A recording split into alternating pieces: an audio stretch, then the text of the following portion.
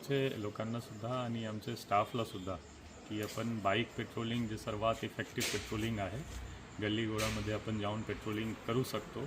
म्हणून आमचे जे स्ट्रीट सेफ्टी पथकचे चार्ली आहे, जवळपास 18 चार्ली आपण सिटीमध्ये ठेवतो आणि तसेच प्रत्येक पोलीस स्टेशनच्या 4 ते 5 बीट मार्शल आहे.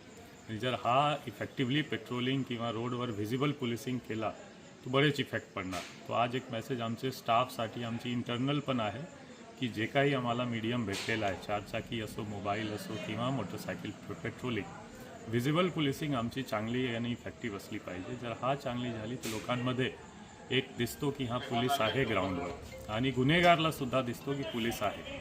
तो दोन्हीमध्ये फायदा होतो. हा एक मेसेज होता. आणि मला पण एक अवेअरनेस असतो की हां कोण गल्लीमध्ये जास्त प्रॉब्लेम आहे. आपण गाडीवर जातो तो लगेच पडून जातो, लोक मला दिसत पण नाही. पण मी सिनियर ऑफिसर जर स्वतः ग्राउंडवर टू व्हीलरवर प्रत्येक गल्लीगोळा एक दिवशी कव्हर केला तो आम्हाला पण थोडा जास्त आयडिया आणि थोडासा जास्त इमॅजिनेशन येतो की कोणत्या गल्लीमध्ये काय प्रॉब्लेम आहे. फॉर एक्झाम्पल आज मी अरुणोदय नगर गेला, कनाल रोड कव्हर केला, पीरबुरांचे गल्ली एकदम आतमध्ये जाऊन पाहिला की हा काय प्रॉब्लेम आहे तिथे आणि कसा आपण अजून जास्त इफेक्टिव्ह पेट्रोलिंग करू. तो एक मला वाटतो स्टाफसाठीच आज मोटरसायकलवर मी फिरलो की आम्ही सर्व सोबत आहोत. जसं आपण म्हणतो all boots on the ground, की सर्व आम्ही ग्राउंडवर आहोत.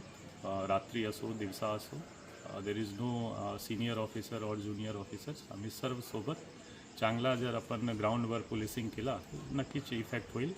घटना होऊ शकतो आज पण, कल उद्या पण जर आपली पोलिसिंग चांगली असेल आणि बेसिक पोलिसिंगवर आपण फोकस करू तर नक्कीच पब्लिक परसेप्शन पण इम्प्रूव्ह होईल. सर, विशेषतः रात्री बेरात्री जे मुलं फिरतात त्यांच्याकडून क्राईम होत असतो आणि ही जी पेट्रोलिंग सुरू आहे ती कंटिन्यू राहणार आहे का? आणि नांदेडकरांसाठी रात्री फिरणाऱ्या टवाळखोरांसाठी काय आव्हान आहे?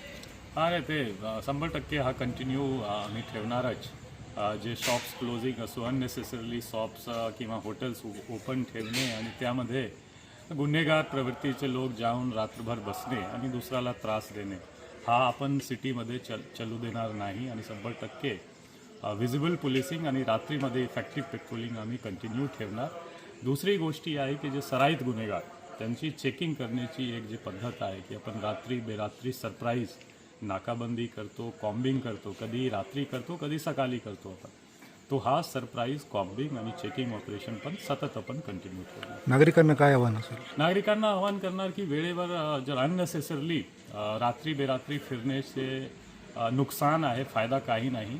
आणि पेरेंट्सला मी सुद्धा आवाहन करणार की तुम्ही पण थोडासा तुमचे जे